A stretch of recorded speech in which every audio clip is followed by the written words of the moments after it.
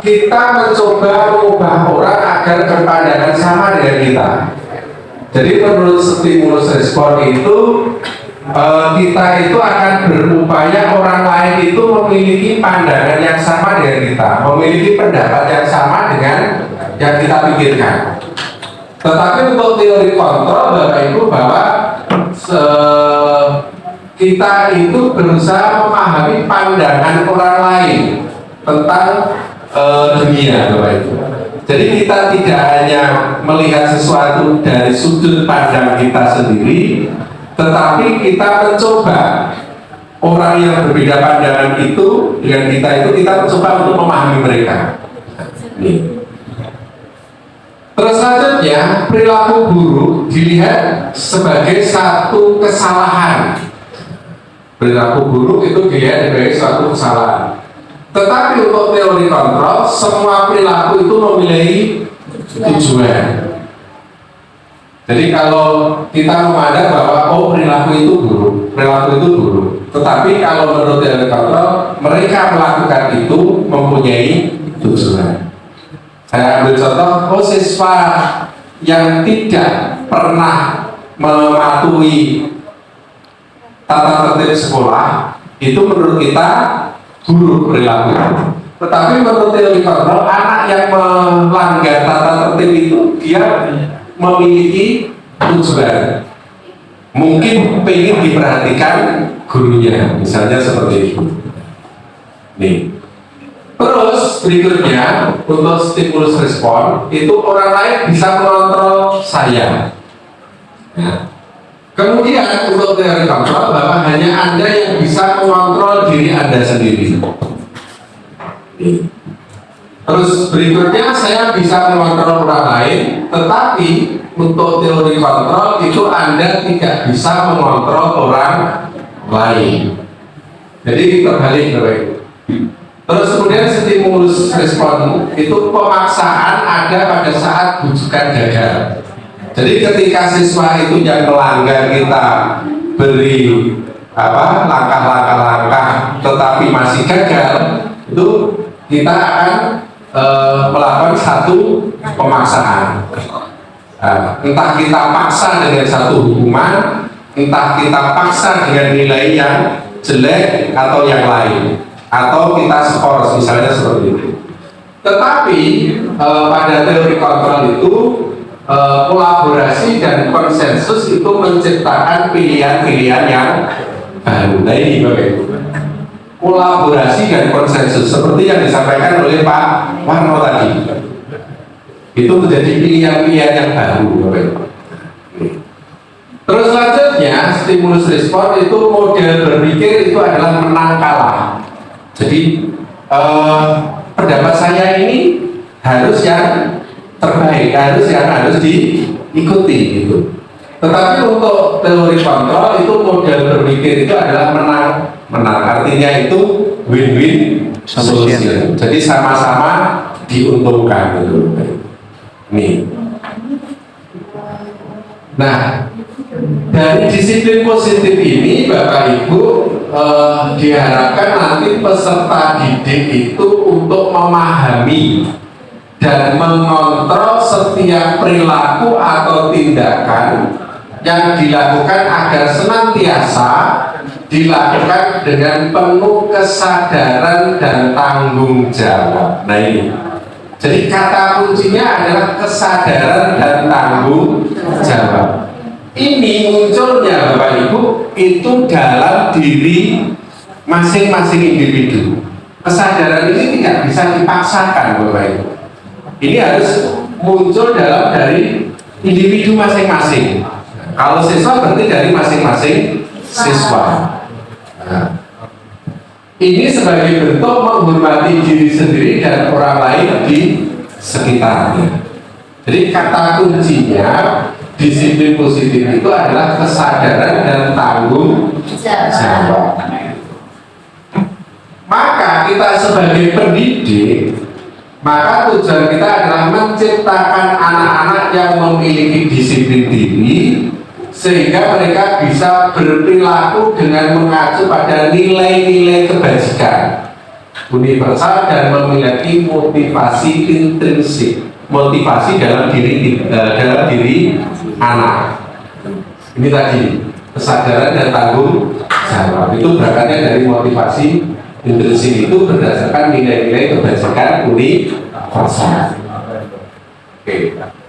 Lalu apa hubungannya disiplin positif dengan pelaksanaan pembelajaran yang berpihak pada siswa? Ini Bapak Ibu. Ketika disiplin positif itu sudah terbentuk, Bapak Ibu, ketika disiplin ini sudah terbentuk, disiplin positif, ini diharapkan anak-anak kita itu memiliki karakter yang terdapat pada profil pelajar Pancasila yang memiliki 6 dimensi ini. Sehingga kalau ini itu sudah dimiliki oleh anak-anak Bapak Ibu, maka nanti secara otomatis sekolah itu akan merasa aman, nyaman, dan menyenangkan bagi siswa-siswa kita. Nih.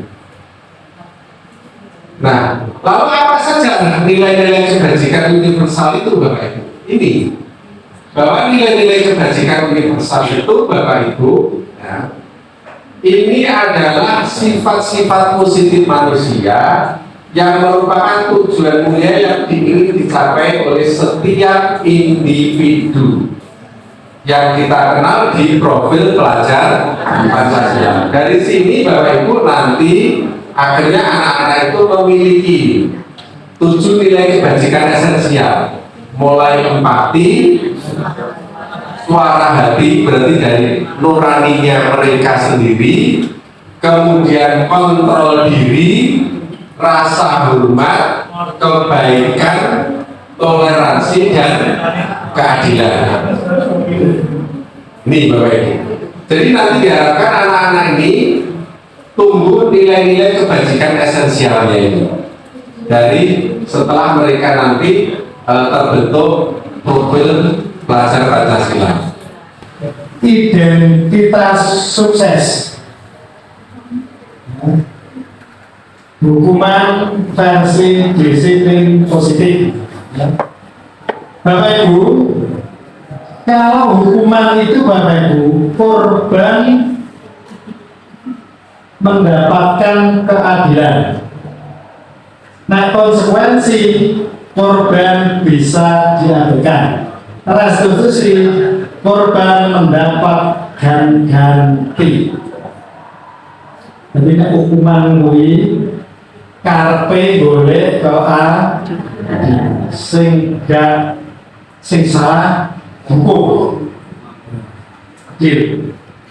Maksudnya mengenai hukuman. Nah, konsekuensinya korban bisa diabaikan.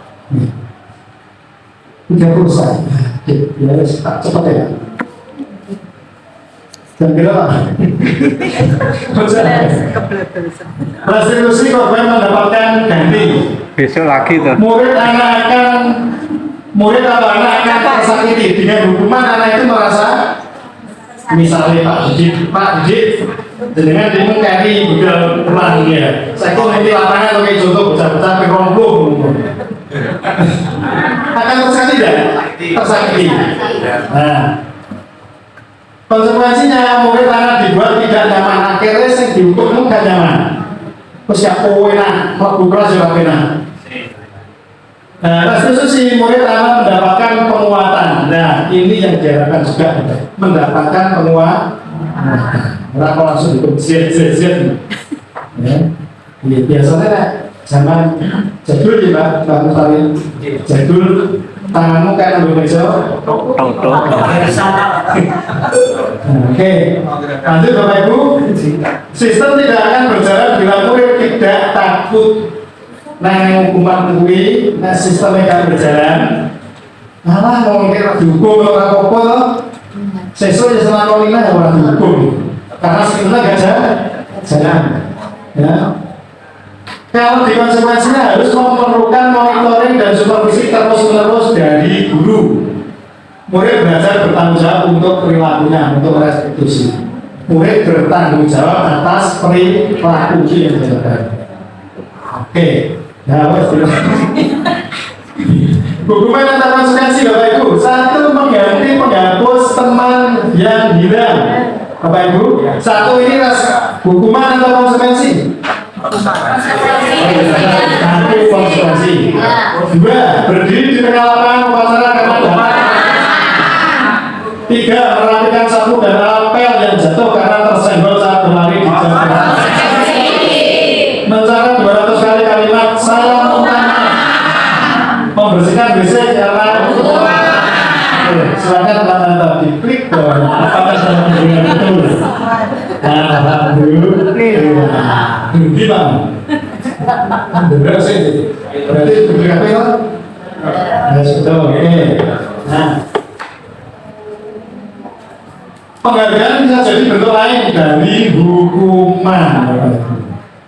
Ya, efektif hanya untuk jangka pendek, jangka pendek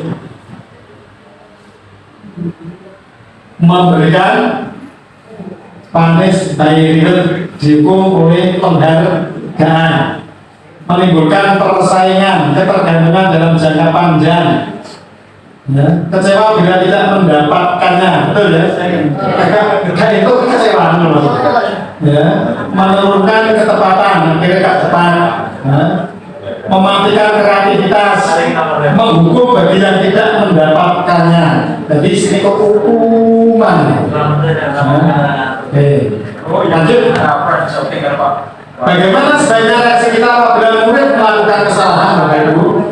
Bahasa diberikan satu statement gitu. Restitusi. Terus. Orang nyala atau sih? Restitusi itu apa? Proses menciptakan kondisi bagi peserta didik untuk memperbaiki. Dengan restitusi itu untuk memperbaiki apa kesalahan yang telah mereka lakukan. Guru mengajak murid untuk merefleksi tentang tindakan yang telah dilakukan untuk memperbaiki diri. Seperti apa yang kita sampaikan tadi, di akhir suatu kegiatan mesti harus ada refleksi. Refleksi itu untuk memperbaiki, namanya restitusi. Oke. Restitusi bukan untuk menebus kesalahan, menebus kesalahan ya, tetapi untuk belajar dari kesalahan. Memperbaiki hubungan adalah tawaran, bukan paksaan. Jadi orang paksa, tapi sebuah tawaran, tapi ada kesadaran dan komitmen bersama. Ya. Menuntun untuk melihat ke dalam diri. Apa namanya tadi? Refleksi. Ya. Mencari kebutuhan dasar yang mendasari tindakan, kebutuhan dasar ketahuan namanya. Adalah cara yang paling baik. Restitusi adalah cara yang paling baik. Pertanyaannya Pak Toyib terjawab. Ya, bukan hukuman. Fokus pada karakter, bukan tindakan. Fokusnya di karakter. Karakter apa? Karakter apa? Pancasila. Menguatkan, berarti yang lemah itu kalau di restitusi berarti dikuatkan. Berfokus pada solusi, bukan hukuman. Solusi. Mengembalikan murid yang berbuat salah pada kelompoknya.